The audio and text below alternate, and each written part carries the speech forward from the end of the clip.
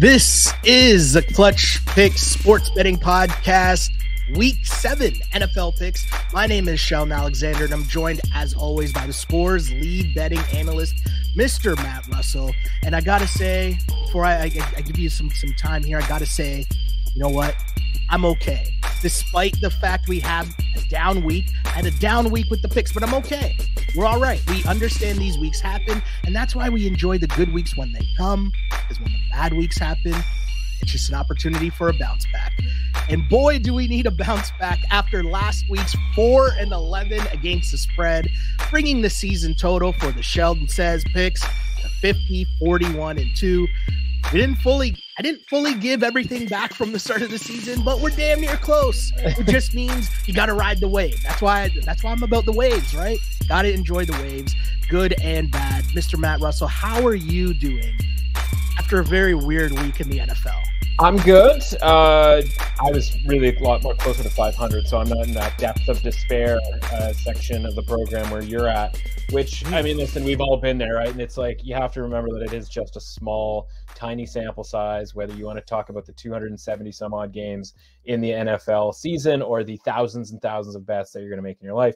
And obviously we talk about how, not necessarily every one of these are bets per se, but we try to help people out, and we tried to help people out last week by completely skipping over a game that ended up yes. in the loss column. Do you know I think our notes going forward are, if we could just skip the games that we're going to lose, that'd be great.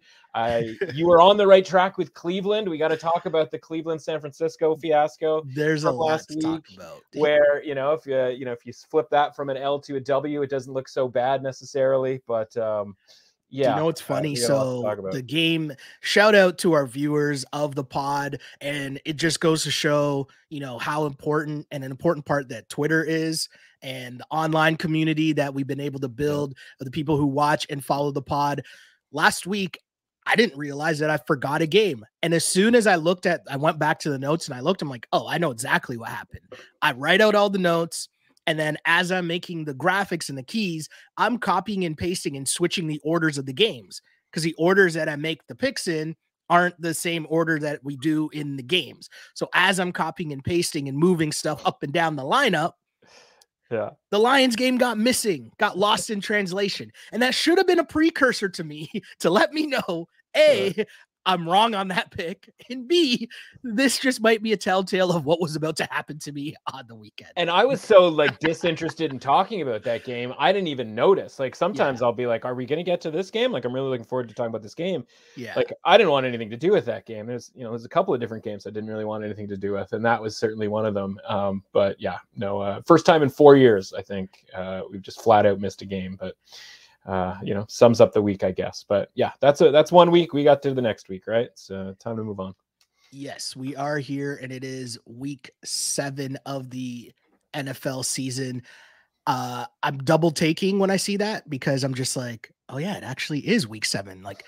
I saw the key up in the control room and I was questioning the control room for a second. Wait, is that right? Had to double check the notes. It's surprised there's anybody left in the control room after missing the game last week. I thought we were going to fire everybody in the control room. Fire the entire staff. Yes, new blood. Let's be honest here. If I was going to fire anyone from last week, it was going to be myself. So with that said, moving on to week 7. Week 7, there are 6 teams on a bye, which is a lot. We're going to have to go out of our way to miss a game this week, because there isn't that many of them to not. I can't lie to you. I counted to 13 multiple times between what's on my notes, what's the graphics that are in the control room and all that fun stuff. So I hope that I'm okay here with the amount of games that we have. And as always, we start on Thursday Night Football. We got the Jags at the Saints. Saints at home, favored by a point. And an early theme that we'll talk about this week is injured QBs. Injuries all around, but injured QBs. There's a lot of backups at play, and this will be a key for me asking you about some of these dudes that, I'm going to be honest with you, I don't know whose mans these are, right? Going to be very honest with you. But Trevor Lawrence has a knee sprain. This is the most important thing. Last check, he says he's optimistic he will play. My big issue is I did check to see who is his backup, and I am familiar with the work of my guy CJ Beathard as a Niners fan. And I'm not about that life, but it seems like Trevor Lawrence might play as of now. Obviously, things change drastically, and it's a short week. It's a Thursday night. Things could get weird. But the main question I'm going to ask you throughout this pod is, what do we think this line says? Do we think this line says that Trevor Lawrence is playing or Trevor Lawrence is not playing? Because at Jags +1, I'm going to be on the Jags here, and I'm going off of Trevor Lawrence optimistic he will play. Is that the right read? Yeah, listen, I don't know if that's the right read as far as like the right bet is concerned necessarily. So we saw this line, it basically opened at pick'em. And that was kind of the look ahead line, so that nothing really crazy changed, and why should it, right? We had, pretty reasonable, nothing crazy happening over this past weekend other than the Trevor Lawrence injury. And so when it was sort of noted that like, yeah, he actually might not be good to go, we saw this line shoot up to 3 earlier this week for maybe a day, under the idea that like, listen, it's a short week, like Trevor Lawrence, walking around with a brace, like what's the likelihood that he's going to play? Obviously 3 being the key number, if it went back to 3, like, is that enough for your guy, CJ Beathard? And it should be mentioned, we were trying to think of a name last week, and I had someone submit a guess on who we were trying to think of as the, that backup quarterback. Okay. Remember how we were talking about like what backup quarterback was? I know who it was. I looked it up. Oh, you did? Is it the same? Is it our guy Touchdown Jesus, Charlie Whitehurst? Charlie Whitehurst, yes. Okay, it is. I totally forgot to mention it. I looked it up during the pod, and I just totally forgot to bring it back up as we kept things moving. I totally forgot, but I did look it up, and the images of his luscious locks popped up on my screen. I'm like, oh yeah, Touchdown Jesus. Okay. So anyway, if Lawrence doesn't play and the line is 3, what does that translate with regards to a rating for the Jaguars, right? And so we pop that in to the old machine here, and that would send them down to kind of around 45 out of maybe a little bit higher. So let's say 46 out of 100, but basically a below average team, right? And are the Jags in this game going to be a below average team if CJ Beathard plays? And I kind of think the answer to that is yes, because, listen, I'm not huge on the Saints per se, but like primetime game in New Orleans, like that's not, kind of an ideal circumstance. And like, as much as it sort of sometimes sounds like voodoo or whatever, but like these situations, locations, circumstances matter, right? They mattered to the 49ers last week in sort of a very unfamiliar setting, if you will. And we'll obviously talk a little bit more about that later on in the show. But, like the Jags have gotten whatever they've gotten here off of a home game against, Gardner Minshew. And that was a really disappointing showing from him. But like, that's just what you're going to get out of Gardner Minshew, I guess, right? Like that's the inconsistencies of a backup quarterback. And then obviously like beating the Bills, which like, I don't know how much you remember that game, but like, I felt like I was sitting there watching that game going like, man, I feel like I should be downgrading both of these teams. Like somebody's going to have to win. And like, I hope the Jaguars do, because we had them tied into the round robin underdog moneyline parlay. But I was looking at this going like, man, this Jags team should be winning this game by a lot more. And so I just kind of don't really have the same sort of feel for the Jags in a positive way that I think maybe the market does here. Gotcha. So at -3, there's a very real possibility that we're sitting there going like, CJ Beathard, like this ain't it, which is sort of a counter to where we've, thematically this season, and honestly, every other season that we've been doing this, right? As soon as the backup quarterback comes in and the line moves drastically, it's probably a good idea to bet on the backup quarterback, right? Like, i.e. the Browns last week. Yeah. But if the line's only going to go from essentially pick 'em to -3, like, is that a significant enough of a move that we're kind of covering ourselves, right? Because when you look at a line go to like 10 last week with San Francisco and Cleveland, you go like, there's a lot of different ways that Cleveland can cover that point spread without it being necessarily all that pretty. And then the other element with that game, and I know I'm sort of referring to a game that we're not even particularly talking about here, but it's like, what are you replacing? Because in the case of Deshaun Watson, like, you weren't really replacing all that much based on how we've seen Deshaun Watson play. And that obviously was, his mediocre play was what created the rating for the Browns. Trevor Lawrence, on the other hand, right? Like, not to say that he's the only thing they have going for them, but like, he matters, right? Like he is a much better quarterback at this point than Deshaun Watson is, or at least relative to his team's success. And so, again, it's not like we don't know what CJ Beathard's up to. He's in this weird spot where it's like, yeah, we've seen him a couple of times, but unlike PJ Walker, he didn't start 5 games last year. And a lot of this, right, with like guys just coming at you and zipping around and like the intensity of the game and obviously like a road environment is reps and being comfortable in these different environments. And like, yeah, PJ Walker's never going to be particularly going to be a great quarterback, but at least he has experience of being sort of in the cauldron. Whereas like CJ Beathard, it's like, what cauldron has CJ Beathard been in basically in the last like 5 years, right? And the answer is like kind of none, right? But like, I don't know, maybe he's a good locker room guy. He's just, whatever. But essentially he is kind of just a guy. And so the way I look at this game is, okay, well, what happens if Trevor Lawrence plays in this game?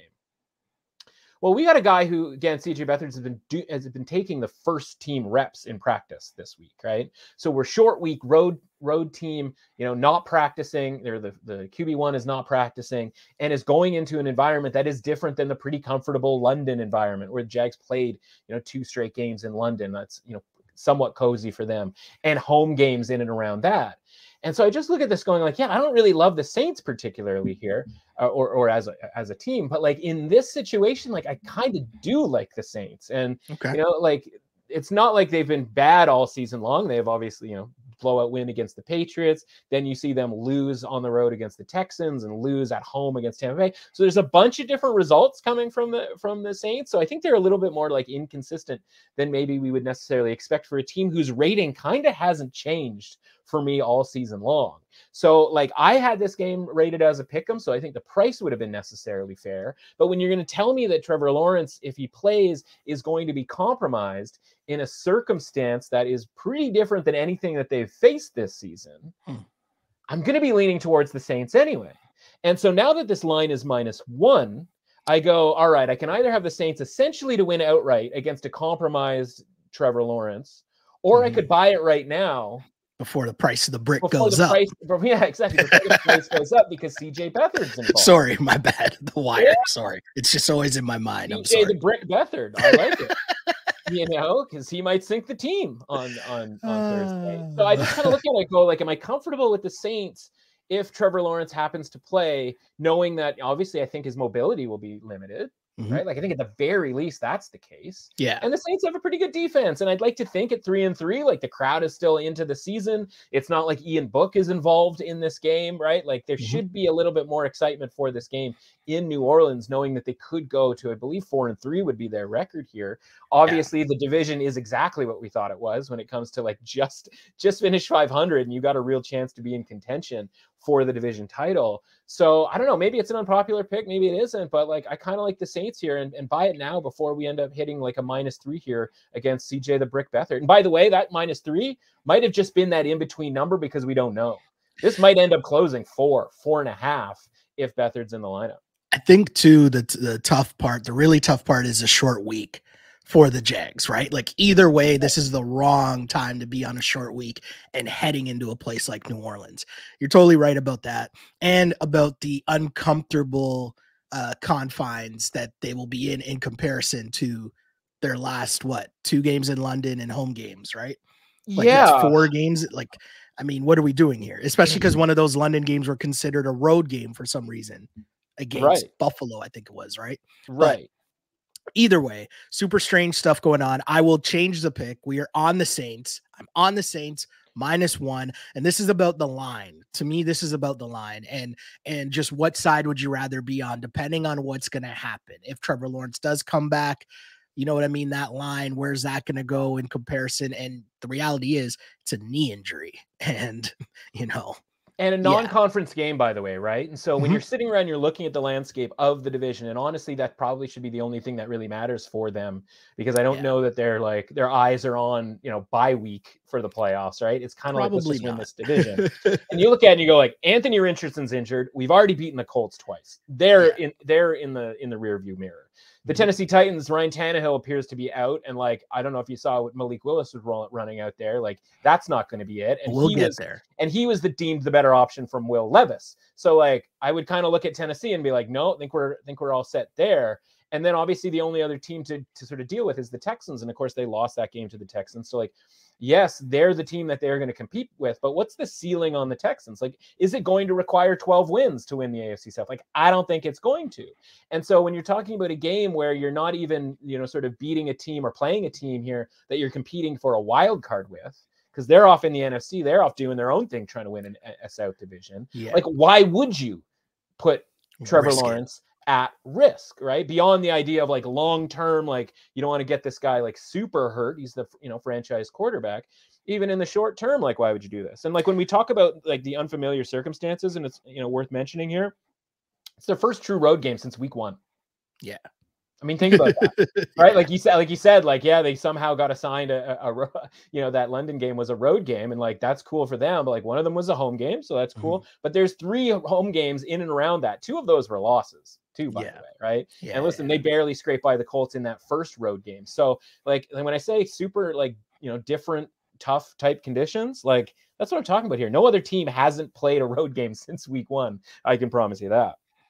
Super strange stuff indeed with you're looking at this schedule here, and with all the like different options they've now put in terms of you can choose when your bye week is and all that fun stuff. It's just strange little nooks and crannies in the schedule you notice all the time nowadays, I find. Yep. But let's keep it moving here. Again, the pick is New Orleans Saints -1 on Thursday night. Let's see how that plays out. We keep it going with the Lions at the Ravens. Ravens at home, 3-point favorites. And this is a tough one for the Lions because at first glance, I look at this and I think, okay, this is supposed to be one of those spots for them.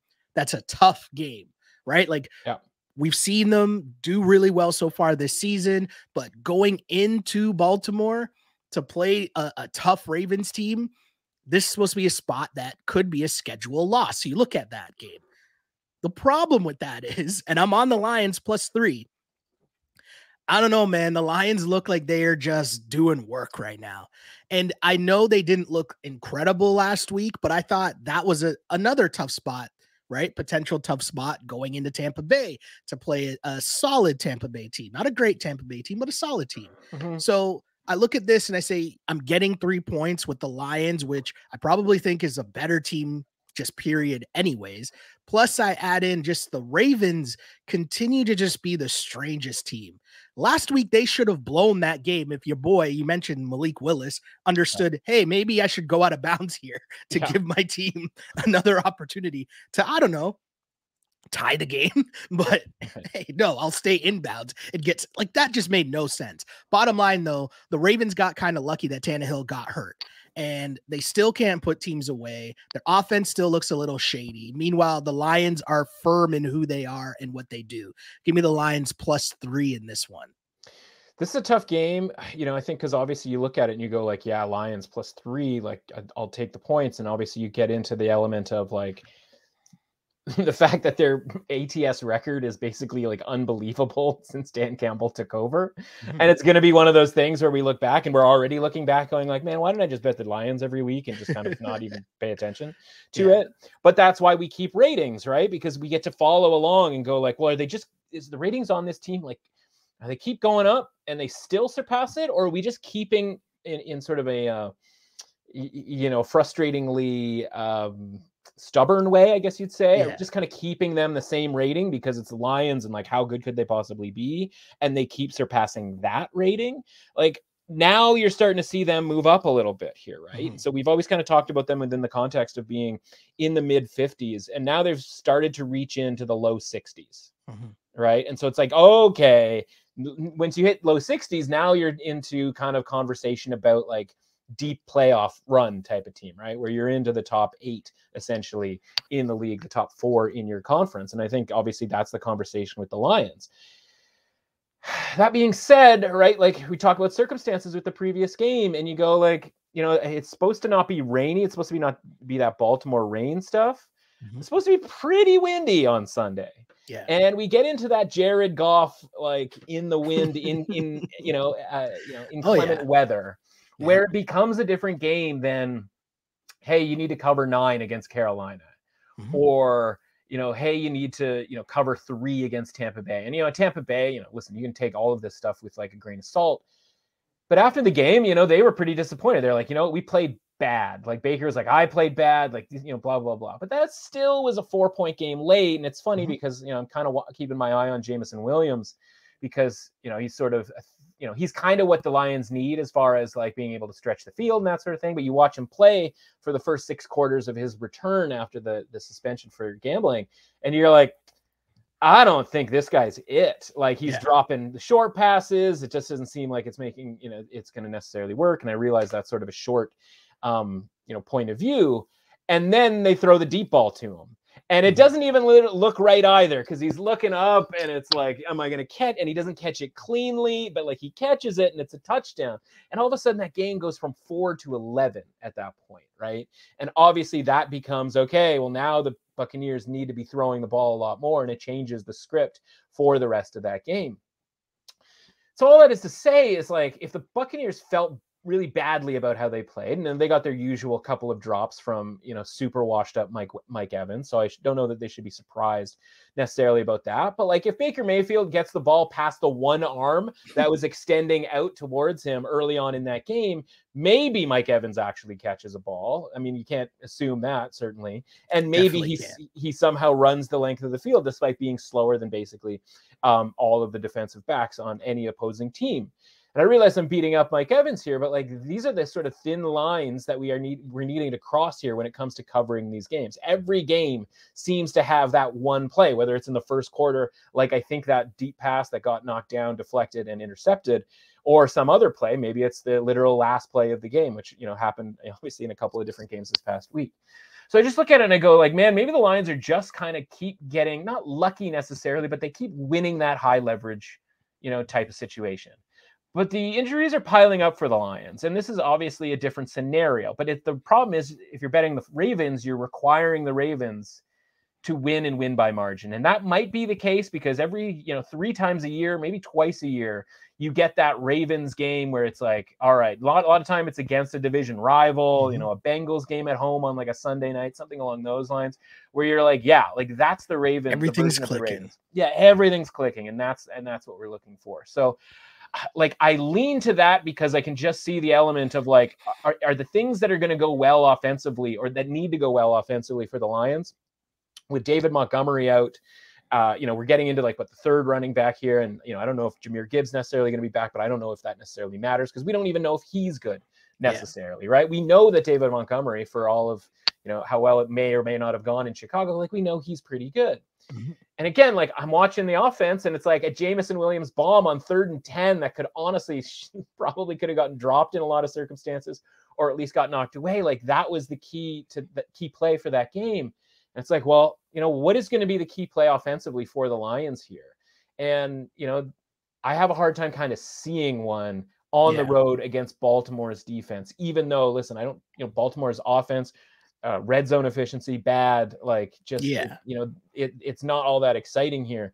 And I know that people are, anxiously looking forward to betting on the Lions here at a plus price because of the, against the spread record that they have. But it is worth mentioning that the rating for the Lions is starting to tick up here. And so that this isn't the same sort of deal that you think you might have been getting sort of in the past few weeks, right? Eventually they're going to sort of the rating is going to get out ahead of where they're going to play. Yeah. And they can play to a rating of a 60. That's well within their range. We talk about the range being the sort of high and low of your capability. I just don't know that the Lions are going to be on the high end of their capability in this game, right? It seems like they would be on the low end of their capability. For sure. Which means that the Ravens would need to play on the low end of their capability in this game. And there's just kind of too many injuries kind of piling up for the Lions in this game for me to think that the Ravens are just not going to be able to get it done. And so I think the Ravens do get it done. It's going to be an uncomfortable one. I certainly liked it a lot more when it was -2.5 earlier on in the week. But you can see the fact that this went from -2.5 to the firm 3. Odds makers willing to kind of let you hammer away at +3 here, I think, is somewhat of a sign that there was some sharp money earlier on in the week taking at least a first stance on the Ravens. Now, who knows? That might be just to set up getting +3 on the Lions, right? Because people come back later on in the week to get that +3. Yeah. But I just trust what the Ravens are going to be able to do here. Obviously, they're going to might kick 5 field goals to be able to kind of win a scrappy game here. But I don't trust Riley Patterson in the wind. I don't really trust Jared Goff in the wind. And the Lions running game, is a little bit questionable with, some of the guys that they're going to have to hand the ball to. Nope, I totally got you, man. This one for me is just a weird one where I'm sticking with the Lions here, mostly just because it got to the number of 3. That's really what it came down to here for me with this one, but it will be a very interesting game that will tell me a lot about the Ravens and the Lions, right? Like 2 teams that should be playoff teams, but how good of playoff teams will they be, if that makes sense? Still lots going on here with the Chargers at the Chiefs, a yearly tradition that I enjoy, having to remind myself that for whatever reason, whatever's going on with the Chargers, whatever's going on with the Chiefs, the Chargers always play the Chiefs tough for whatever reason. Don't know why. Don't understand it. I guess they built their team with the pass rush. How do you stop Mahomes? Pass rush, or the best way to try to stop Mahomes, I guess I'll say. Sure. But the Chargers play them tough. Yes, I've been on a streak here of taking the Chiefs to cover, and they are at -5.5 at home. This one's sitting nicely in the Vegas zone, and I need you. Like I'm on the Chargers just because of the oft reminder that these games are always tight. Right. But I'm very tempted to take the Chiefs at a touchdown. I can't even lie to you. Like it's tough, but I'm reminding myself here, no. The Chargers always play them tough. But the thing that has me more rattled was that Cowboys Chargers game on Monday night. Yeah. Because the Chargers are just reminding me that from the top down, that their operation is just terrible. Yeah, deeply unserious, right? Yeah. Yeah. Like it just, we love them, but like, what are you not doing? Serious people. It doesn't make sense. And even when Herbert has Keenan Allen running wide open, he can't hit him. That makes no sense to me. Like it just nothing makes sense. It's been a long time since I've been just strictly disappointed in a team, in a player that I was in Justin Herbert, because that game set up for him to be like, not only show out as like a premier quarterback, but like potential NFL MVP candidate. Because right now, outside of like, obviously you'd make a pretty strong case for Tua, like, you know, the Patrick Mahomes MVP case isn't particularly great right now, right? Like the numbers aren't flying like through the roof, right? And some of the other guys that we thought were going to be candidates, even Dak Prescott, you know, in that sort of next tier, the Joe Burrows, et cetera, Trevor Lawrence even, right? Like it's all kind of like there's room for somebody to grab it. And this could have been a really big week for the Chargers in that they could have won a Monday night game against the Cowboys. And they could go into Arrowhead, which they have done before, and they could win. And then all of a sudden they're, 4-2 or whatever it is. And now they're in the hunt for a division, they'd be tied with the Chiefs, essentially, certainly in the loss column, and have a tie break, at least having, one on the road. And then they go, and like you said, it's missed throw after missed throw, and it's staring down receivers and then like waiting for them to make a move and then throwing it, and then it just being a little bit too late. And it's just, we're far too, down the road here with Justin Herbert for like to still have to deal with this stuff. And I shouldn't even say still, because like the thing that we liked about Justin Herbert was he was the guy making the throws. It was the chaos and nonsense and unseriousness around him that was the infuriating part. And they, strangely enough, were the more buttoned up team in that game, right? I look at that game and I'm like, I got to downgrade both of these teams because the Chargers are somehow the more buttoned up outfit, whereas the Cowboys are making all the dumb coaching mistakes. Now the Chargers were all over a couple of dumb coaching mistakes, but your guy Mike McCarthy was like taking it to another level. They're the ones muffing the punts, and obviously, somewhat of a bad luck situation with the guy getting blocked into, but like, it's not like that hit him, right? Somebody had to go running over, diving for the ball to knock that right over. You know what I mean? Like that was like the Cowboys were playing the Chargery game, and the Chargers were like so confused by the other team screwing it up in a way that they are used to screwing things up that they like couldn't even fathom what to do next, right? And missed throws over and over and over again, et cetera, right? But like from a handicapping perspective, like the point is like the throws are there. Right? Like they just got to be made. And it's kind of like the Chiefs in that first game where it's like the ball is in the receiver's hands. He just has to catch it. And if you're going to tell me they're going to keep dropping the passes, then I'm going to have a problem backing the Chiefs the rest of the year. But if you're going to tell me that the passes are there, then I'm going to assume that the professionals keep catching it. So I'm going to assume that Justin Herbert can keep making the throws, right? And like, fundamentally here, I don't think we're getting necessarily a great deal on this. I want 6. I am not making a bet on this until I get +6, or at least something drastic happens. Like I would take +4.5 before I would take plus 5.5 because I want to wait and get plus 6 because, we've seen this over and over again, right? The game goes to overtime. And when Travis Kelce gets the game-winning touchdown in overtime, like, I want to at least push on that and then be able to complain about how I probably should have won that bet, right? Like, just give me that. Like, for sure. That's all I need out of life. So, and I think it should be, right? Because the market number suggests 6.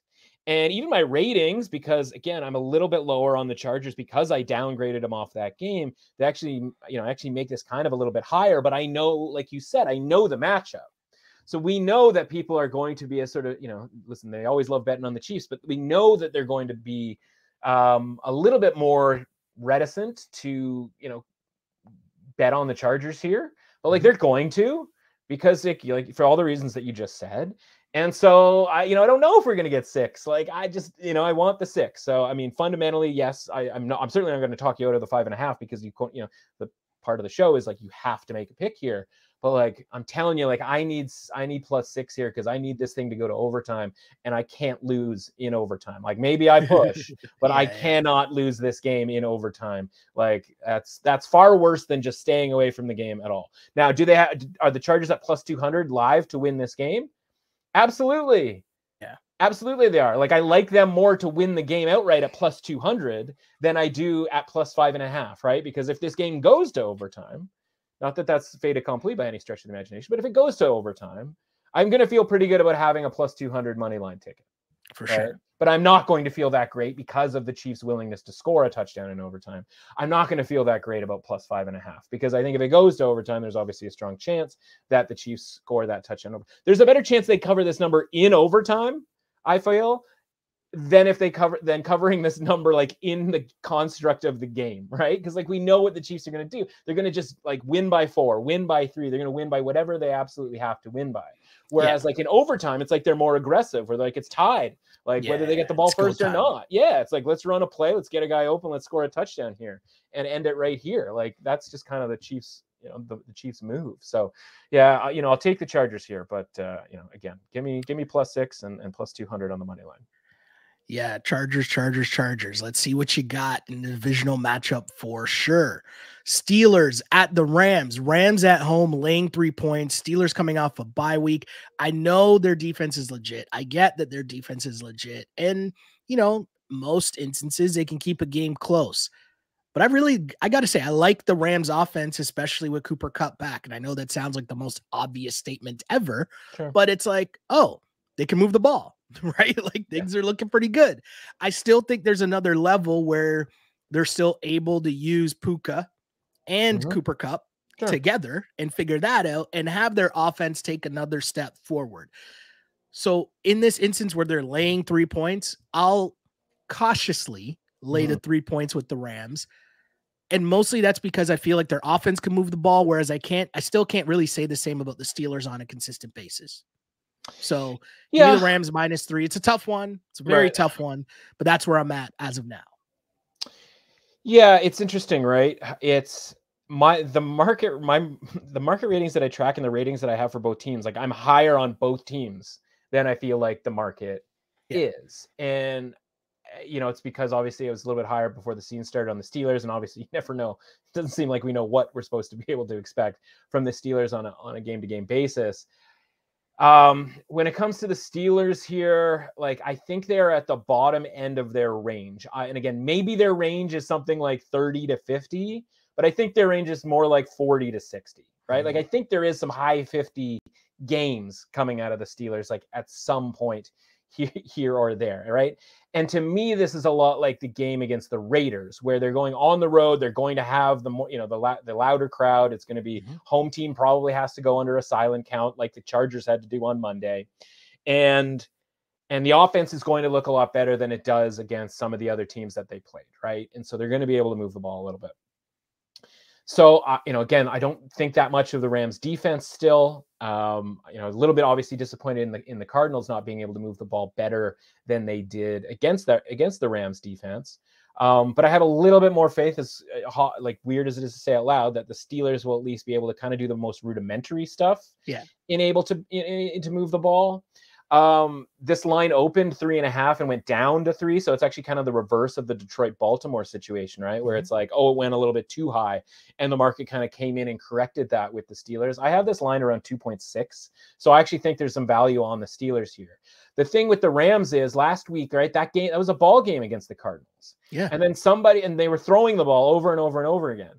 And the Cardinals are terrible at run defense. And then it was like somebody mentioned at halftime to the coach, like, hey, you probably run more. And then like all they did was run right down the throats of the Cardinals, right? And that's how the game got away from them, because it was just like, oh, damn, this is really, really easy. Now, offensive balance? Right. And like, listen, the Steelers, run defense has been sketchy in and out this season, but what's happened with the Rams, right? Like their top two running backs have gotten hurt. And, they literally ran those guys into the ground to get that victory. And obviously, listen, a divisional victory is more important than a non-divisional victory. Not that that was necessarily their intent to like get those guys hurt, but like we're getting down to it where like, Zach Evans is involved in getting, picked up in fantasy football pretty aggressively this week. But like, I don't think Zach Evans is going to have the same success against the against the Steelers as anybody basically has against the Cardinals running the ball. And so then it becomes a little bit more one-dimensional. And so as much as we like the idea of Puka and Cooper and Tutu and like, Hall of Fame name trio right there, as far as being fun to say, it's like, you really want to be one-dimensional against the Steelers on kind of a fast track when like it's going to be pretty loud, I think, for the Steelers, because listen, who's got a better traveling fan base than Pittsburgh does? It feels like the version of Matt Stafford that crumples a lot, could be in play here. And so, yeah, I like taking the points here with the Steelers, off the bye week, et cetera, right? Off of I believe their last game was a loss, right? The last game was the Houston one. You go on a bye week, It's almost like we forget that you ever played football before. Right? Like what happened in the previous game? But yeah, right? Was it Houston that they played in the last game? Was that their last one? Yes, they should have.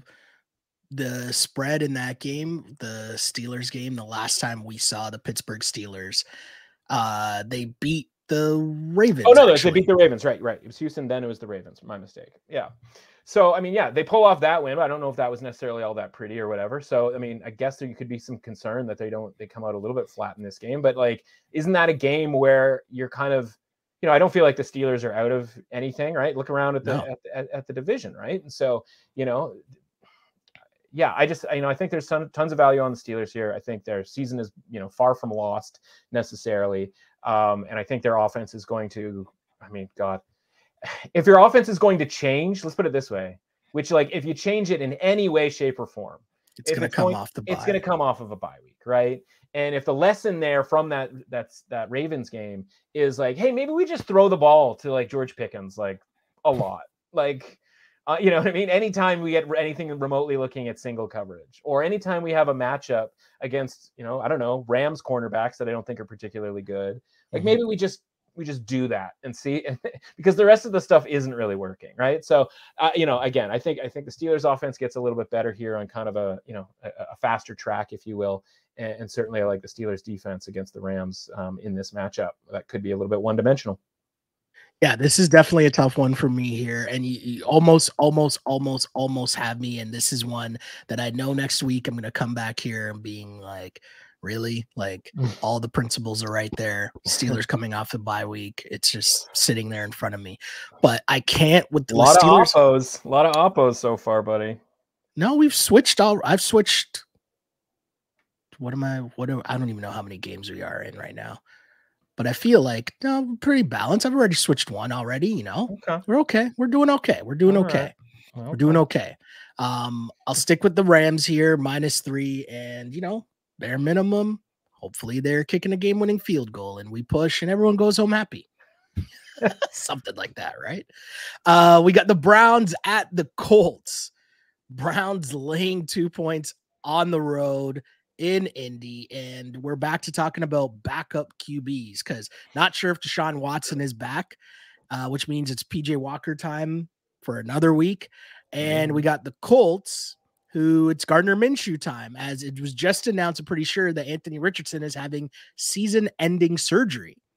So we're in backup land, we think, because not really sure what's going on with Deshaun Watson. Very confused by that entire situation. We got a 2-point spread here for the Cleveland Browns. And I'm going to be very honest. This is just a bet on the Browns defense gobbling up Gardner Minshew. Gardner Minshew is solid. He's okay. Now that he knows he's a starter, maybe they can like spend the week tailoring their offense to get him a little more comfortable in whatever they have to do. But one of the themes we talked about from the very start of the season is their lack of playmakers around him. Even if he is feeling a little more comfortable, it's not like he's out there throwing to Randy Moss.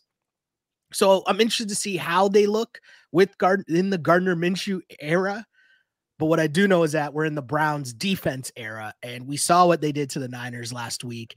That was we basically talked exactly about what would happen in that game, and it played out a lot of that way. I switched my pick once PJ Walker was involved to the San Francisco 49ers. Yeah. But I will say, as a Niners fan watching that game, like, okay, you lose on a missed field goal by a rookie kicker after your 2 top offensive guys are out, your offensive tackle's injured. Yeah. You're the Niners. Hey, that's a game you're going to lose. Cool, whatever. Not worried about the Niners. But the Browns here, give me the Browns laying the 2 points. Even on the road, this is, but here we are. Well, it's funny because I think you're making the case there for like that loss was a little bit more on the 49ers and not like they were fully healthy or whatever, but I mean like the circumstances that happened to the 49ers, right? And like I agree with you. It's like all that stuff happened and they still had the lead, right up until obviously, towards the end. But then B also had like a 41-yard field goal to win the game, right? So yeah. Like, isn't that somewhat of an indictment of the Browns a little bit there, or at least sort of the Browns, with a version that the Browns, hold on. The Browns were very lucky to still win that game, right? Like the cover was the cover and that's cool. But in terms of winning that game, the Browns got like back-to-back very questionable penalty calls to extend a drive that gave them the lead in that game, right? Before Brock Purdy went on the drive to set up, again, the 41-yard field goal. And I'm sure we could throw some shade at Shanahan for kind of just being okay with the 41-yard field goal with the rookie quarterback in some interesting conditions. But, lots going on there, we'll say. Yeah. Listen, I saw one last night in the Jacksonville State game that I couldn't believe a guy was content with a 40-plus yard field goal from a college kicker. But that's another story. And it somehow worked out because he literally made the kick while falling down. It was unbelievable for anybody who saw it. But like, again, like point is football coaches are honestly got to be just the dumbest people alive as far as like the decisions that they're making. But my point to all of this is, okay, so let's kind of hang with me here, right? So PJ Walker version of the Browns gets downgraded to the point of about a 33 out of 100 type team, right? We are talking like Bears, we're talking Giants. Yeah, we're talking like worse than the Broncos because like for whatever reason the Broncos rating just like refuses to go down that low. So like, yeah, we're basically calling the PJ Walker Browns worse than the Denver Broncos. Yeah. They go and they win the game, as you said, like whether they cover or win the game or not, right? Like I think it's an easy bet for the cover. It's a hard bet for, to make for them to win that game outright because like think about all the stuff that it took for them to win the game. And so you go, okay, well, if we took the same rating, now I'm not saying that we should take the same rating, but if we did take the same rating with the PJ Walker Browns from last week, that 33-34 type rating, and we applied that to the Colts game this week, the Colts would be favored by almost 5 points. All right. So we got Browns -2 here, which tells us what? That we are getting a lot further, towards the Deshaun Watson Browns version. Because as we sort of, as kind of alluded to, or, at least at the start of this show, it's like when Deshaun Watson's out, like, what are you really missing out on? Yeah. Right? This isn't a Deshaun Watson-driven football team, at least from a, like, success standpoint, right? They were rated around a 56 out of 100. Not necessarily, I don't want to say despite Deshaun Watson, but sort of, based on what Deshaun Watson sort of brings to the table, which is like essentially mediocre, right? His play is mediocre. The rest of the team is kind of above average, and that's how you end up with an above average rating for that team.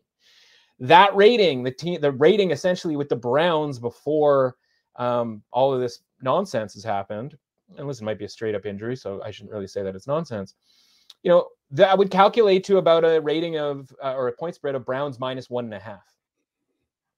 Now, if you look, I think most places have actually come down off of 2. It's been 2 for 3 days now, and it's come down off of that a little bit. There might be some 2s left, but there's a lot of -1.5s out there.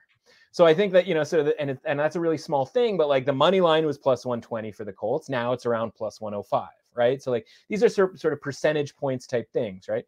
And it's certainly not because the Colts rating has moved up, because they just got blown out last week. Right. Yeah. So it's not, oh, we really like the Colts, that's why the money's like the line is moving towards the Colts. It's because we're like, wait a minute, are we a little too high on the Browns here? Because the options are PJ Walker or Deshaun Watson, who maybe doesn't practice at least for a few days this week, right? Because literally as of like about 10 minutes ago, they interviewed him and he said like it's coming along, but he still doesn't know about this week.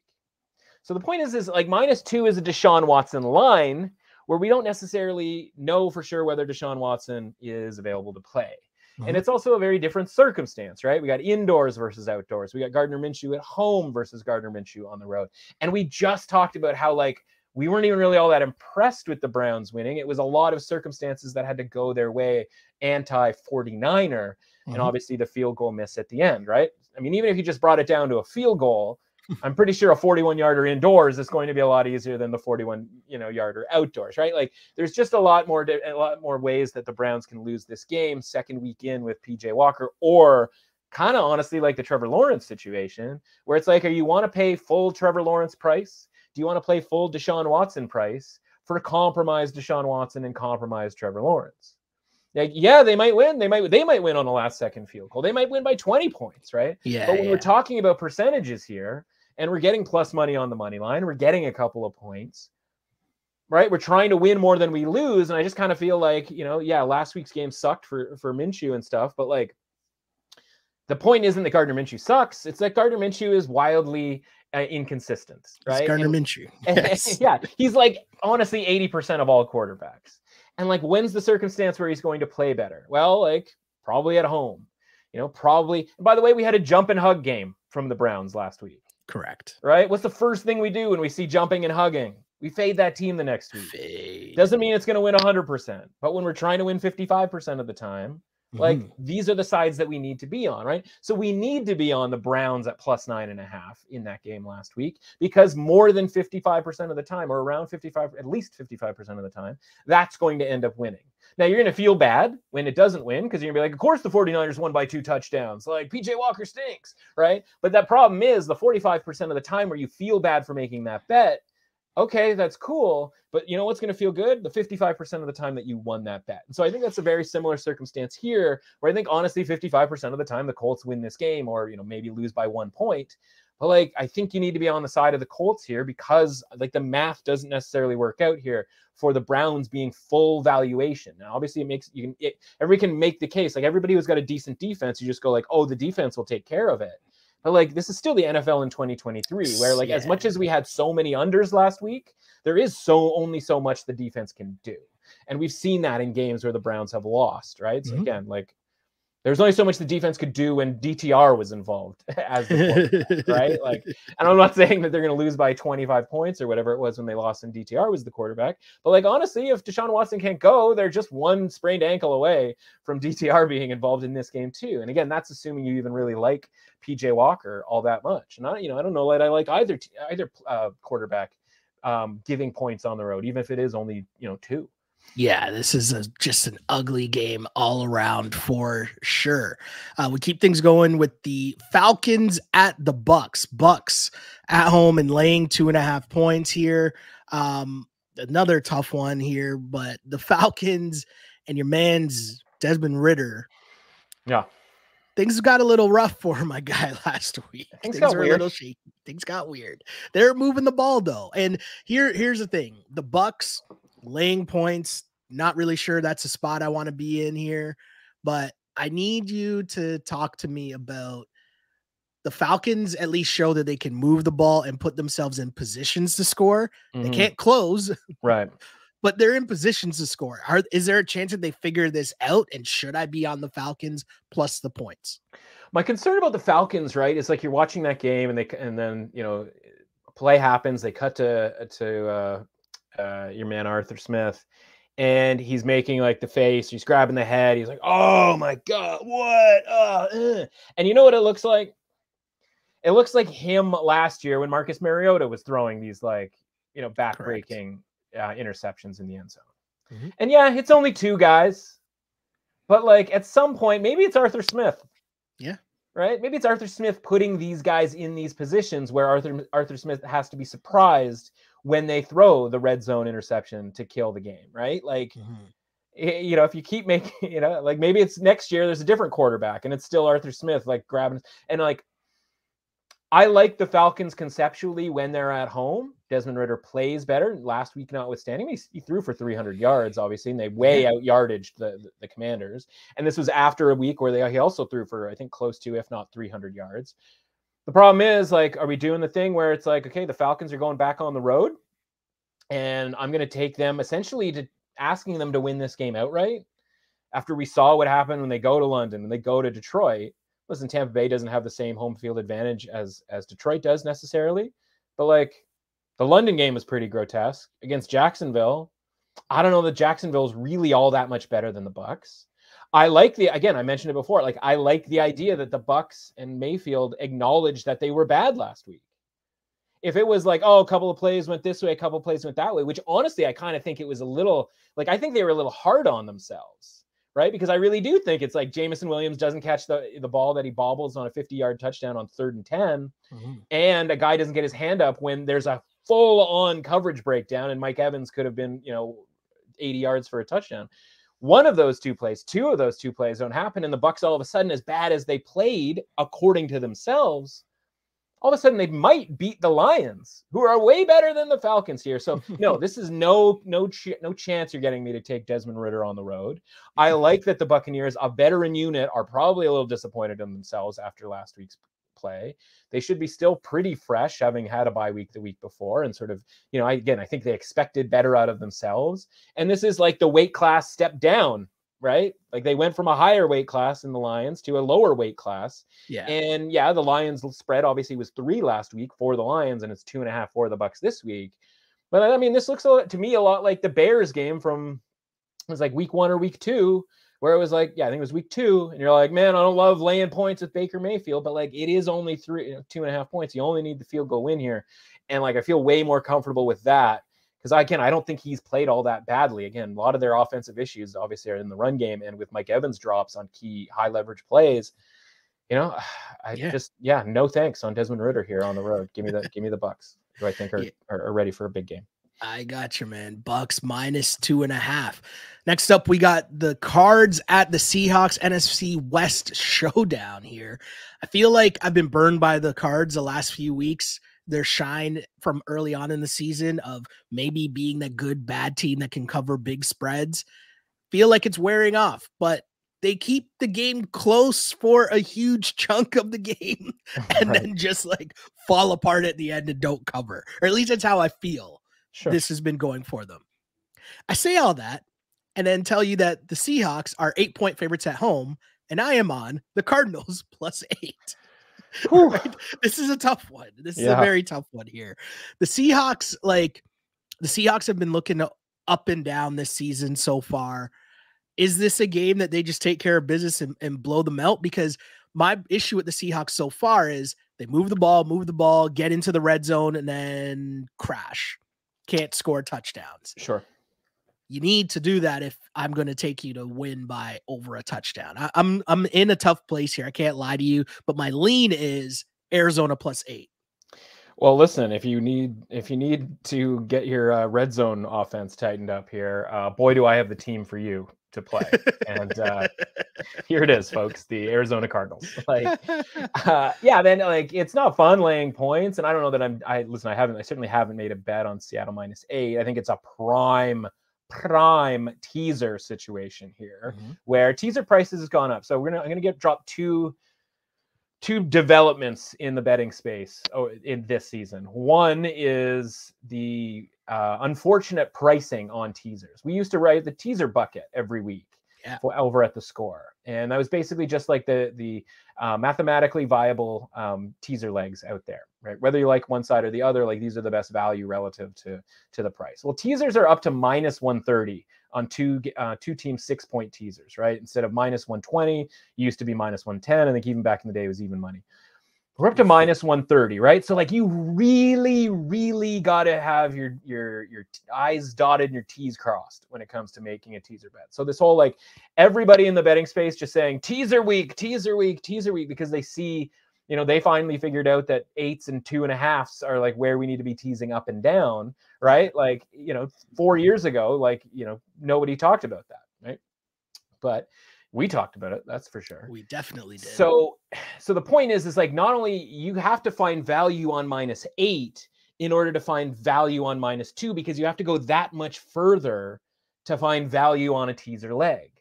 And so like that's where I am. I do have value on I do find value on -8. My market number is closer to 9. So think about it this way, right? If the market number was 9, the teaser leg would no longer be viable because the 6-point teaser would go from 9 down to 3. Yeah. And therefore we're not getting the key number of 3. We are getting the key number of 3 here. So like this is Seattle -2 and a teaser all day long. From a my rating perspective, my ratings and the market ratings are jive together with -9. I think this line goes up because honestly, I think anybody who even offers a teaser at this point doesn't want to be doing so at Seattle -2. So that is by far the best bet in the game. The second thing that is the hottest thing in all of sports betting content is, you never heard this term up until about 3 weeks ago, ladders. Everybody's got to hit their prop bet and ladder everybody. Everybody's laddering people in sight, like going over. Become 50, an obsession for sure. Yeah. Oh, going over 50.5 is no longer acceptable. You got to go over 50.5, and then you got to get laddering these games, folks. Based on what we know about the Cardinals and their run defense, if you want to get weird and get into the ladder scene, this would be a pretty good option, right? Kenneth Walker. Potentially. And so listen, it's Wednesday. We don't have the player props up just yet. Kenneth Walker usually kind of lined in that sort of like, 60 to 70 type range. This feels like one where he could crack one for a long, to go a long way, where he ends up with 150 rushing yard type of a day. So if you want to have a little fun with, with the hot new thing, ladders, this is going to be Seattle running the ball. And when Seattle's running the ball, things get a lot easier for your guy, Geno. And that's our main problem with the Seahawks in sort of general, right? Is like the trust, the faith in Geno. And they should have won that game. And we were on the Bengals last week. And honestly, it was one of my favorite picks before the game. And as I'm watching it, like, I was really bummed out about the Bengals. Like, I expected them to be better. And so I feel like we kind of got away with one, obviously multiple like sort of trips near the end zone, near the red zone for the Seahawks. And then Geno just kind of bleeping it up over and over and over again. And so like, again, I'm still down on Geno, but like in circumstances like this, where Geno gets to kind of do what he wants to with some play action passing, I think the Seahawks are probably going to house the Cardinals. Because honestly, we're talking about a Cardinals team that's lost 3 straight games by more than 2 touchdowns. This is no longer like, oh, the Cardinals are scrappy. No. The Cardinals pulled off one upset. Yeah. Right. And they let the Giants go for like 450 offensive yards on them. The Giants. Right. That looks so much worse 5 weeks later than it did at the time. Yeah. They like keep it close for a little chunk. And then, everything kind of just go sideways very quickly. This one wasn't a difficult one for you to talk me out of for sure. Pick has been switched to the Seattle Seahawks. Seahawks roll. I just think everything you said just makes too much sense about where the Cards are now. And if we think about what the long-term game plan is, you're going to have them getting rolled. And that's what we've been seeing week in, week out. Speaking of teams getting rolled, or at least let's talk about big time spreads. We got the Buffalo Bills laying 8.5 points on the road in New England. I don't know if I've ever uttered that sentence in the history of us doing this pod, right? Nope. But here we are. Having faith in Mac Jones is a tough life. And we were right there last week. You mentioned the Bengals game. The Bengals game was the only bet that I made and won last week. It was a tough week for me, as I showed you the record early on, where 4 games were picked on the right side here. One of those L's, though, were the New England Patriots. And it's a game where you look at it and you think, I feel like everything was okay when your man's Mac Jones, for some reason, decides he has so much time in the pocket in the end zone that you lose a bet on a safety late in the game. But that pretty much sums up Mac Jones' season so far. Normally, I would not take. I don't want to take the Patriots. Like, I'm taking the Patriots as home dogs when they're getting that many points. Normally, this is just tough. I feel like I'm done with Mac Jones. I was there last week, and now he hurt me again. I trusted him one last time. I brought him back into my life one last time, and he cheated on me again. I know. And Bills minus 8.5. That's where I'm at. And the problem is that it isn't just Mac Jones, right? Yeah.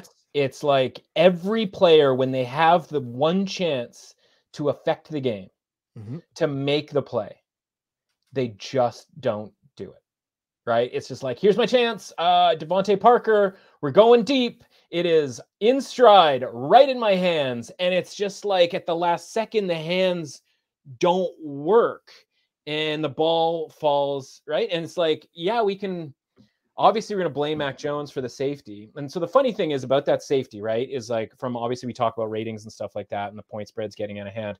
And part of the reason for backing the Patriots, the main reason for backing the Patriots, is that we were under the impression that this was the bottom of the market for the Patriots, right? A team that, like, if you said before the season, what's their high, what's their range, right? What's their high, what's their low? You'd probably straddle it right around 50 with a high range of like, they could play to a 59, you know?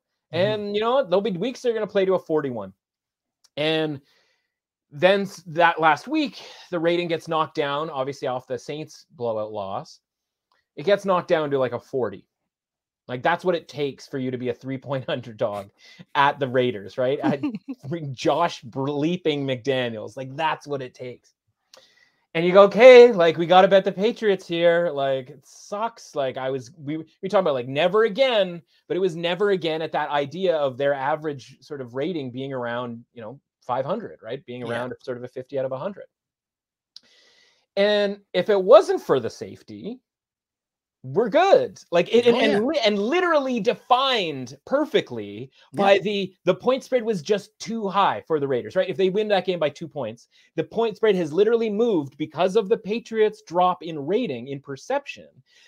It literally spread the point spread to the point where it was like, we're just keeping the Patriots in cover mode, right? Like, they were just able to be covering. And even then, even with that move, even with keeping the Patriots in that position to cover, they still couldn't do it. And again, whether it was Mac Jones' safety or Devontae Parker not catching that pass that hit him in stride, that, by the way, if he catches it, they're probably around midfield with a ton of time left, not back to the end zone pressure. And it's one first down away from having a field goal opportunity to win the game, or at least take the lead. At which point, money lines on the Patriots at plus 130 and plus 140, those end up cashing. Right. So it's not just Mac Jones. And listen, you can pick a bunch of different plays from earlier in the game where, like, defensively, it's like, just make this play, just make that play. Right. Same thing for the Chargers on Monday. Like, if the defense just gets off the field on 3rd and long, we don't have the Cowboys go down and get the, game leading field goal. We don't have Justin Herbert throwing under pressure because the game script is the trailing situation. It's like, it's all these little things that sort of add up. And that's the infuriating part. So point is like, if we can somehow, some way get our minds so that Mac Jones just dumped it off over the middle to the wide open running back, Ramondre Stevenson, instead of getting absolutely destroyed by Max Crosby. If we can just do that, because honestly, it probably just takes that dump off for them to get out further enough that we don't get backdoored by a safety, by a field goal, or whatever, right? Like, it literally just took him beyond the Devontae Parker catch, just throw it 5 yards, essentially, to Stevenson. So if we can wrap our head around, like, that's the version of the Patriots. 41, the bottom of their range. And maybe we move their range over so that it's 35 to 55, even 30 to 50. If we just accept that 41 is the correct market rating for the Patriots, this line, Bills on the road, having not scored through 3 quarters at home against the Giants, and no reason to move the Bills up in any sort of rating. Correct. This line should be about 7. Okay. Right? And when the line, honestly, the line, like, you you don't get, and I'm going to use this word so loosely, you don't get opportunities like this where a line should be 7 and a line's 8.5 very often in the NFL, given how key 6, 7, and 8 have become because of 2-point conversions and trailing scenarios, et cetera, et cetera. So you're supposed to bet the Patriots all day on this. You just are. Yeah, no, I get right? it. I get it. Because again, this is without a downgrade on the Bills. Mm-hmm. Yeah. And it's like, shouldn't we be downgrading the Bills? They lost in London to the Jags. Everybody's hurt. Yeah. Their offense couldn't move the ball against the Giants defense. Like, what am I hanging on? You know what I mean? Like, why am I hanging on to a mid-70s rating if I'm the betting market, which at 15.5 last week against the Giants and 5.5-point favorites against the Jags in London the week before is what we're hanging on to. We're hanging on to 75 for the Bills, like they're a Super Bowl like favorite. Like we're essentially rating them right now in the market like they're the Chiefs. But whether it's due to injuries or gross incompetence in offensively, or sort of a one-trick pony, if you will, we're hanging on to this Bills rating that is just way too high. And so I'm going to drop the Bills rating because I don't want to hang on to that rating at 75. So I'm going to drop the Bills rating. And what that allows me to do is that allows me to freely drop the Patriots rating, because you're sitting there going like 41 is too high. I don't care about last week being like kind of perfect in that it took a 2-point play to land on either 4 or 2. Because there's a lot of Raiders-y stuff going on there too. Right, but the Raiders, the Raiders rating isn't any good either. Like that's why it was only 3, because the Raiders rating's like in the low 40s, right? Yeah. So the point is like I'm not even sticking with that rating with the Patriots. I'm dropping the Patriots rating. I'm dropping the Patriots rating down to, let me just check it here, 32. I'm going all the way down to 32. We're talking PJ Walker version of the Browns. We're talking about sub-Bronco territory. We're talking about like the deep recesses of the NFL, potentially the worst team in the league. But if I'm going to do that, I have to do the same thing to the Bills. Not drag them into the deep recesses, but knock them down to like a playoff team. A wild card team, which honestly, this version of the Bills looks like a wild card team. Especially if the Dolphins win the division, right? So if I'm dropping them both down, whether you want to keep the Bills at 75 and the Patriots at 41, I'm dropping them down. Maybe the market is too, because they're both going in the same direction. It's kind of hard to tell. But the point is like both have to go, not one.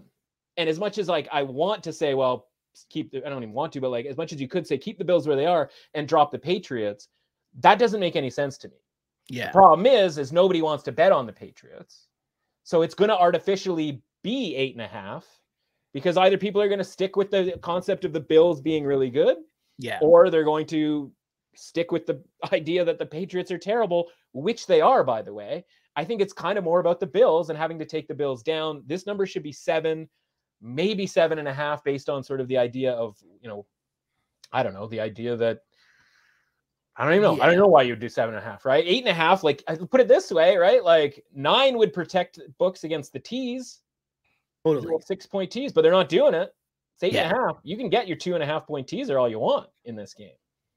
Yeah. No, I hear you, man. This was a crazy game to me. This one is just me rolling with the Bills in the sense that sometimes they just, more often than not, they're going to blow out and have the win off of a bad performance. But that team that we call, we always say bully Bills, right? Like they're going to be a bad team. That's not the same team. We just saw that on Sunday. It's like they don't have the horses. It's not their fault, right? It's not Bills Mafia's fault that they don't have the horses.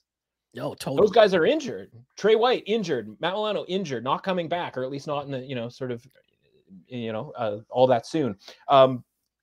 What's the defensive tackle's name? He's out, right? Like we talked about this last week. Every layer is out. And we talked about how I didn't really want anything to do with Bills minus 15.5. I didn't really want anything to do with the Giants 15.5. We just took the Bills in Survivor because I don't trust the Bills going forward because of the injuries that they've occurred. Yeah. Right? And they No, still for sure. were one play away from knocking all of us out of Survivor who were on the bill in Yeah. Survivor. Terrible goal line play by the Giants. And I'm supposed to lay 8.5 on the road against anyone. And literally the Patriots right now qualify as anyone. When we say anyone, that means the worst team in the NFL.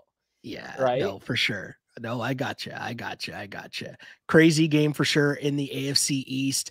NFC West, maybe not a crazy game, but it involves the aforementioned Giants here. As the Commanders are 2-point favorites on the road in New York. Giants are still a joke, but they almost took down the Bills, as you just mentioned, right? Yep. Your man's Tyrod Taylor, despite some bad clock management, seemed capable of moving the ball-ish, if that makes sense. Not here for Dable just like screaming at him as they like walk off the sidelines. Like, that's still a grown-ass man that can choke the shit out of you. Like, chill out, Dable. You got enough issues with the rest of your squad that you can figure some stuff out and wait 30 seconds before you get mad. Super pumped to see all about his high school and whatnot. In like that, like guys, like it's not a blowout, guys. You don't need to run that little bit about how he went to high school near Buffalo. Right? We don't need it. We can pass on it. This game's actually kind of somehow was entertaining. Like, right?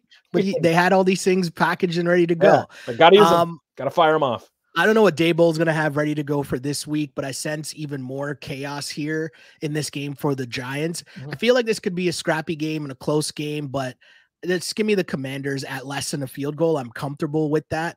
I don't love it, but give me the Commanders here at -2. Listen, there are poor people on the streets that have had me just walk up to them and just, before the season started and as the season started going, the Commanders and the Giants are the same. Like, I'm just yelling people, like, you know what I mean? And it's like, well, but the Giants made the playoffs last year and they were 7-1 and the Commanders aren't any good. And it's like, no, they're the same. They're the same. Now, the fact is with this line, the Commanders are actually better. Why? Because they got rid of Carson Wentz and they got a functional quarterback. He also is going to be inconsistent at times. But I think fundamentally you're right. And we talked obviously about the Seahawks being a pretty good bet from a value standpoint. And not every -8 needs to be ducked under 2 or under 3 as a teaser. And not every 2 needs to be kicked up to +8. There are plenty of games here that are lined at 2 that could be 20-point blowouts because there is a lot of uncertainty with either team. Particularly if Tyrod Taylor plays in this game, a guy who basically never turns the ball over, essentially, plays as safe as possible, not necessarily as fun as possible. This is about as sort of tight, as a setup as possible. And I think that makes the teaser leg the other way valuable, right? Giants +8 on the teaser leg here makes a ton of sense to pair with Seattle -2. Right. And we talked obviously -130. Like, you have to really like something to bet a tease. You cannot just do it based on point spread math, if you will. This is a game where last year, one of them was tied. The other one came down to essentially a, ill lined up wide receiver getting called for, an illegal procedure call. Not much has changed between these two teams. Neither of them are any good, and they weren't good last year. They are both honestly kind of gravitating closer to each other, with obviously the Commanders getting a little bit better and the Giants getting a little bit worse from at least a result standpoint. I mean, it would be shocking if one team or the other won by 10 points, right? Like, yeah. And if the Giants take anything from last week's game defensively, or with, having Saquon and maybe he can, he's involved, then maybe the Giants are, listen, they're a 2-point underdog. They're live to win the game, but like maybe they are the team that could win by 10 or 20. I just have a really hard time that like Ron Rivera is just going to take this thing on the road to New York, division rival, teams who know each other super well, and they're just going to like blow out the Giants. Like, no. It's right? a game. Yeah. I don't hate the idea. Like, okay, Commanders -2, because I honestly the line is perfect. Like, it's rare is the game -2. We see a lot of 1.5s. We see 2.5s. Obviously, a ton of 3s. 2 is so like good here. Like, my numbers literally come out to like 2.0. Like, this is just good, right? I gotcha. Interesting game there. A very interesting game here because it's another one where we're dealing with backup QBs. Raiders laying 3 points on the road in Chicago. Of course, I don't want to be laying 3 points with the Raiders versus anyone, anywhere. But I feel like both teams involved in this game are anyone, anywhere, as Justin Fields has a dislocated thumb. He is doubtful. He still can't grip a ball, which I feel like is an important thing for a quarterback. So I'm going to assume that he's not playing. Yeah, he's doubtful, I think was the last time we looked. So here's the one thing. Jimmy Garoppolo also banged up. We saw Hoyer get some burn last week for the Raiders. And we've already seen, who's the other guy? O'Connell? Yeah, my guy Aiden O'Connell. Predicted him to start. I almost called him AJ O'Connell. I almost called him would AJ kill, O'Connell. I think, for somebody to call him AJ. I think he's one of those guys who's like, man, I wish people called me AJ. Don't even know where I got that from. But the point is, here we go with this line. And I mean, with the Bears were already a gong show with Justin Fields. Yeah. I don't know how I can take them. I don't know how I can take them. I think I'm trusting the organization of the Raiders a little bit more than the organization of the Bears. You can't even get through that sentence. You could not even get through that sentence without laughing. You're like saying it and you're like, this is the dumbest thing I've ever said in my life. Here's the problem, man. Like, I don't know what to make of the Bears and I don't know what to make of the Raiders either. But this game, I don't even know what. This is a game I should have left off the list. Yeah. Right? Like, nobody would have complained. It would have been tumbleweeds. Nobody would have said a word if you'd left this off. No, here's the thing to like about him. How about +3 points? What happened to just take the points with like 2 abject atrocities? Like, and honestly, let's put it this way, right? Like, who's going to start for the Raiders? Jimmy G was in the hospital. Like, they literally had taken my guy to the hospital last week. So I don't know why that made me laugh. I apologize. I shouldn't laugh at Jimmy G being in the hospital. But this line, Raiders -3, suggests Jimmy G playing, as far as I'm concerned. Yeah.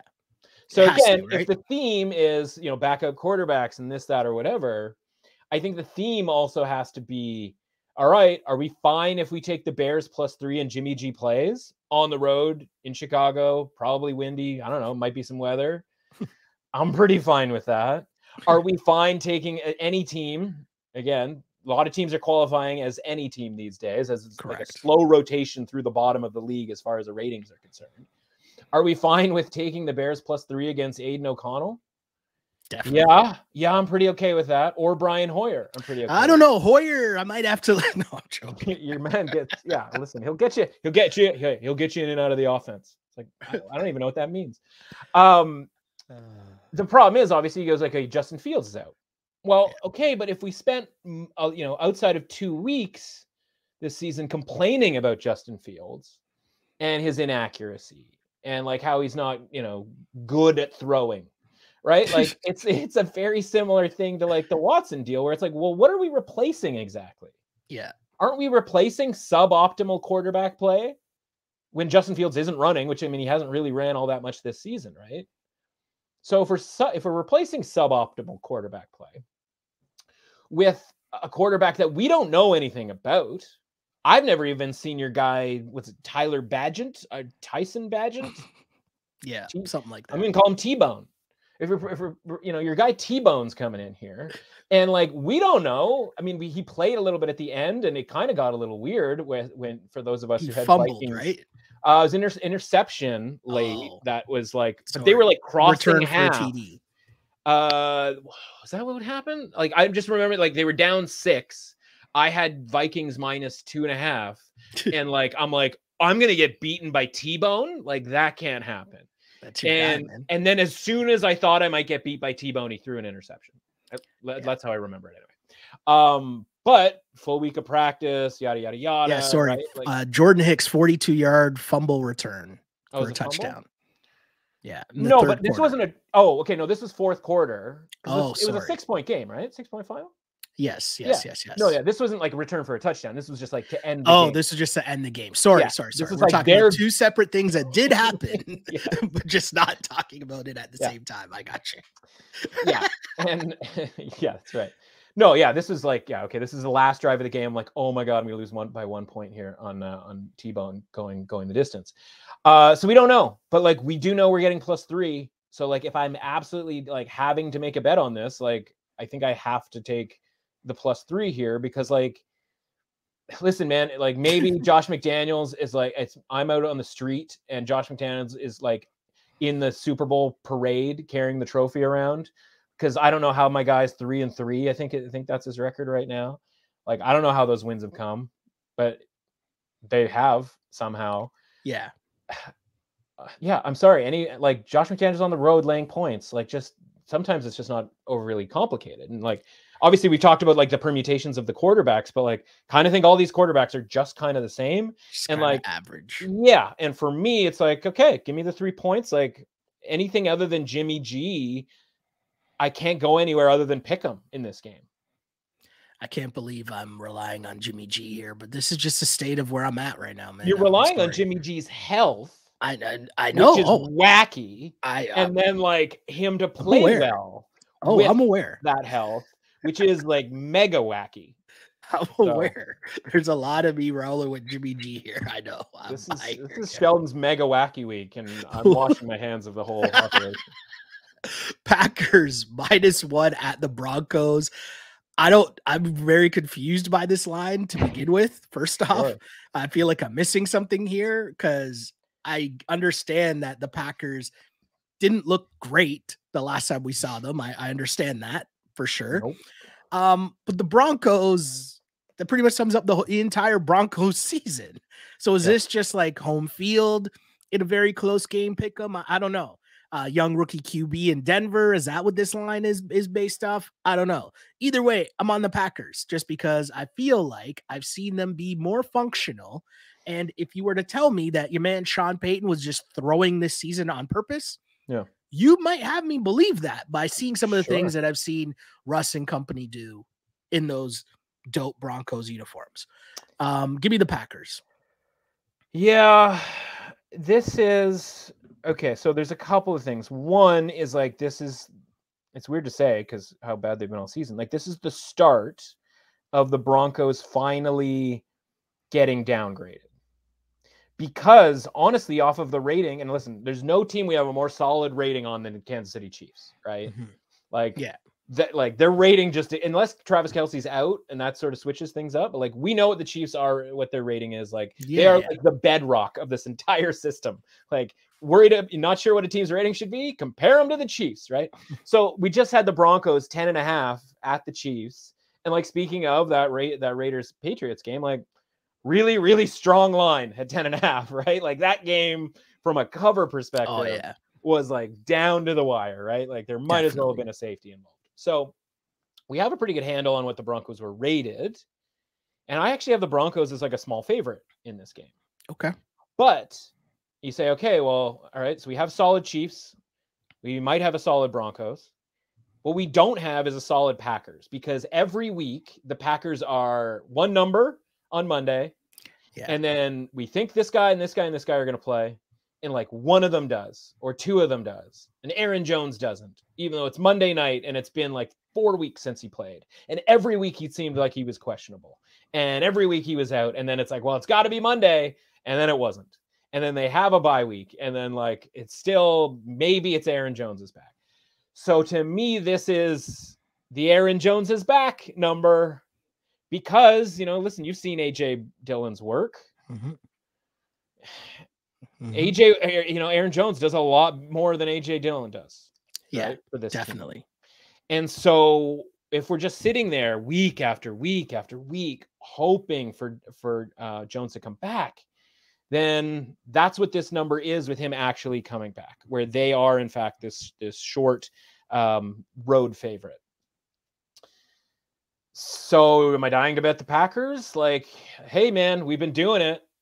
We've been doing it this whole time. Yeah. Right. And like, okay. So maybe I think it should be Broncos -1 and that we should be getting like a +100 money line.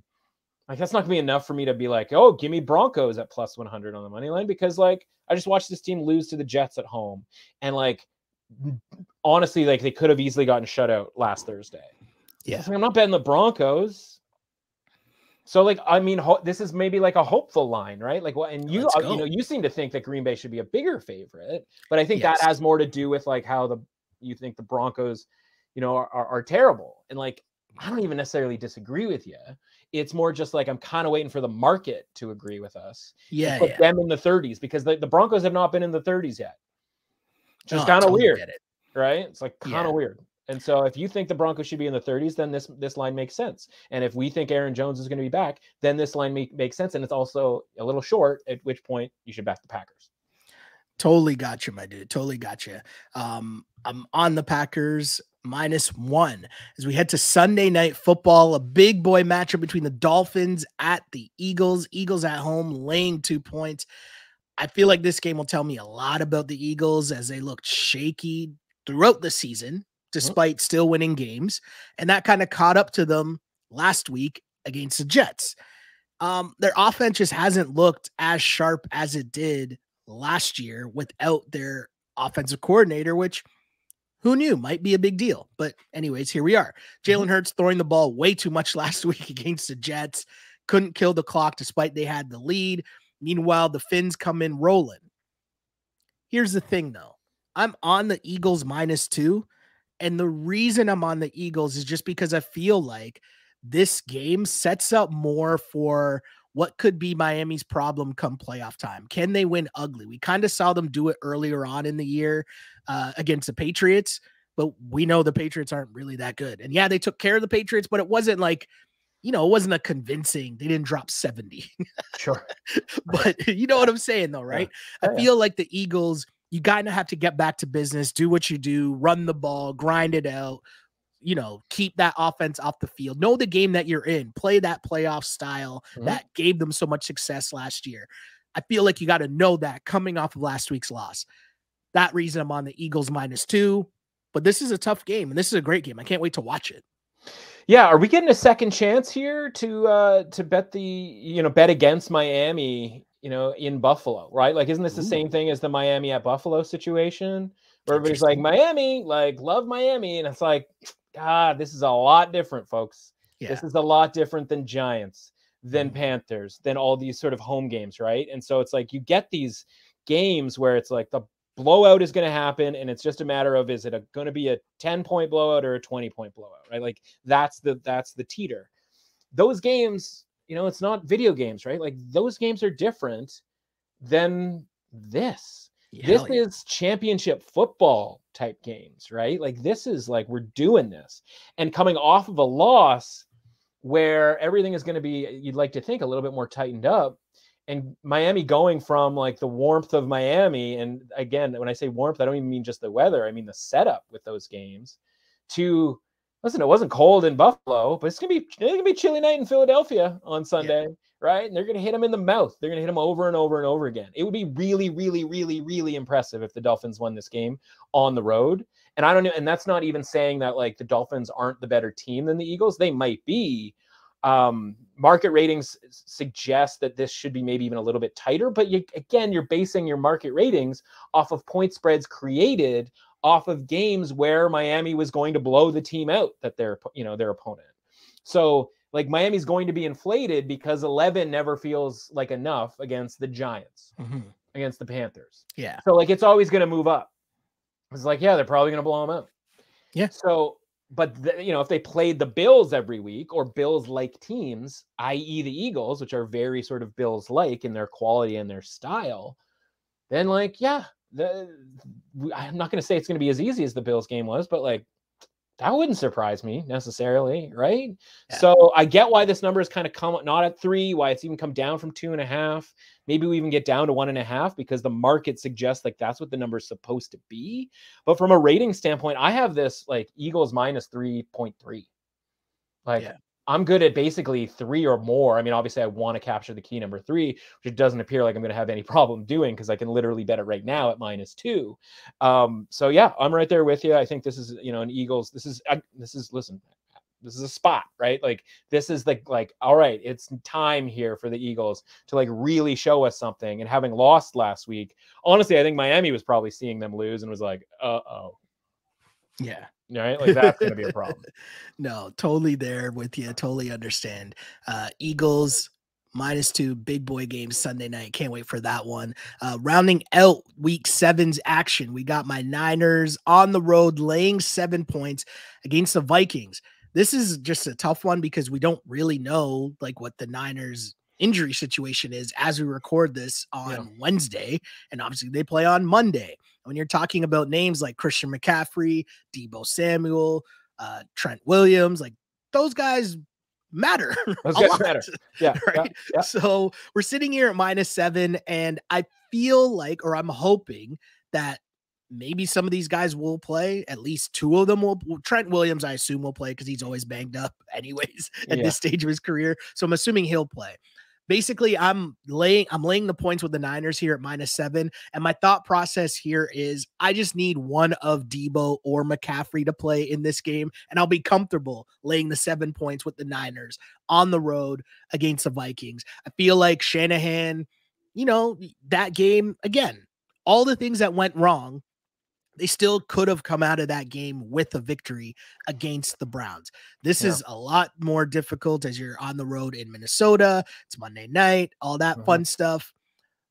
But I feel like they know the situation that they'll be in dealing with the injuries. And if there's a guy that I want to plan accordingly, it's going to be Shanahan. So give me the Niners laying the 7 points on the road.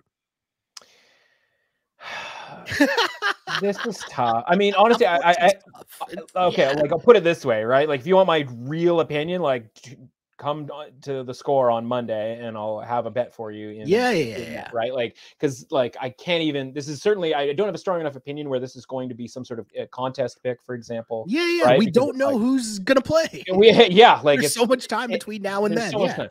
I look at it and I go, okay, comparable point spreads, right? Like the only one, we talked about this 2 weeks ago, was Chiefs at Vikings. Yeah. And she said Vikings closed 4?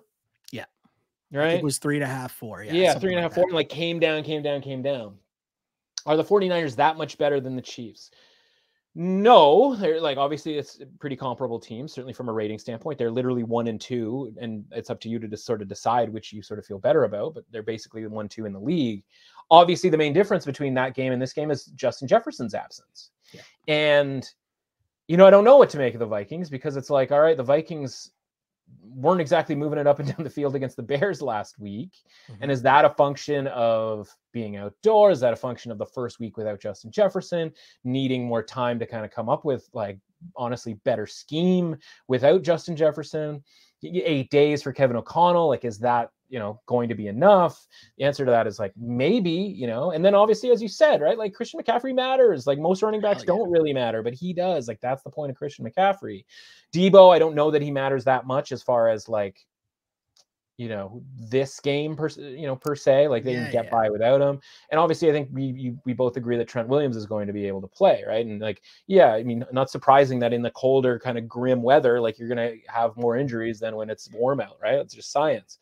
So, like obviously, like if Christian McCaffrey's out and I'm getting +7, like I'm super into that. And I don't really care whether Deebo's in or not, like relative to that bet. If those guys are all out, and again, when I say those guys are out, because again, I don't think Trent Williams is going to be out. But if McCaffrey's out and it causes this line to like go down to say -4.5, then I'm going to like the 49ers because the Vikings don't have Justin Jefferson. So that 4.5 equating to the Chiefs doesn't make any sense anymore because the Vikings aren't sort of at their full strength, right? Yeah. So like if we find that out on Sunday, which is a full 3 days from now, or Sunday night or Monday morning, like, and the line plummets or sort of slowly drifts, as we sort of see that those guys might be out. But like right now, if I had to make the bet, then I'd take the 7 with the Vikings. Yeah, I would, right? Because it's not the same situation as going to Cleveland. Because obviously the defenses are different and the weather's obviously different. But like, it's still a tough game and asking a lot to cover more than 7 points. Yeah, and you're asking a lot from a Niners team that clearly will be going into games where you're dealing with injuries of, we're just trying to get out of here with the win, right? Yeah. Like, so I totally get it. At 7, I'll take the push if they win by a touchdown. That's kind of where I'm at on this number. I mean, it's a difficult one for sure. And again, tough to deep dive on a game when you're dealing with massive injuries on a Monday night and we're days out in advance. So check back later for sure on the interwebs to find out more as the game draws near. Speaking of said interwebs, where can the good people find you online, my dude? Yeah, at MRussAuthentic on Twitter, and in the Score app. Everybody's got the Score app downloaded. Get on bet mode if you're not, especially if you're in Ontario. But all the betting content there in the far left side, the left tab, if you will. Should shout out my guy Sam Ostry, who's doing NBA stuff for us this year. Everybody asks me, hey, like, do you do NBA? I say, no, I do not.